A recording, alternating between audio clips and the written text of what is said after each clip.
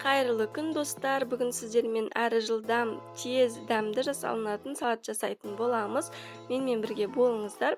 Ол үшін тауық етін алып, оған тұз және кептірілген чеснокты салып, күнбағыс майын құйып, 20-25 минутқа холодильникке бетін целлофанмен жауып қойып қоямыз. Ол пока мариновать еткенше помидорымызды жуып, оны ортасынан екіге бөліп, осылай турап алатын боламыз. Және салатовый листьяларды тағы да жақсылап жуып аламыз. Оны салфеткамен сүртіп, суының барлығын құрғатып, қолмен қатты майда қылмай, ірірек қылып, қолмен турап салатын боламыз.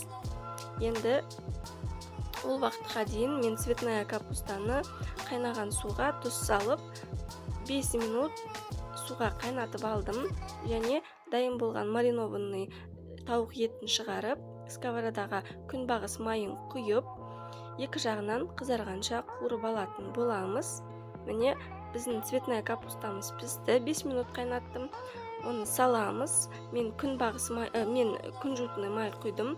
Сіздерде ондай болмаса, күнбағыс майын құя берсеңіздер болады. Мен тұз саламын. Қалағандарыңызша тұз саласыздар. Жақсылап араластырып аламыз. Оны тәрелкеге салып, үстіне қуырылған тауық етін әдемелеп қойып шығатын боламыз. Астарыңыз дәмді болсын, міндетті түрде дайындап көріңіздер.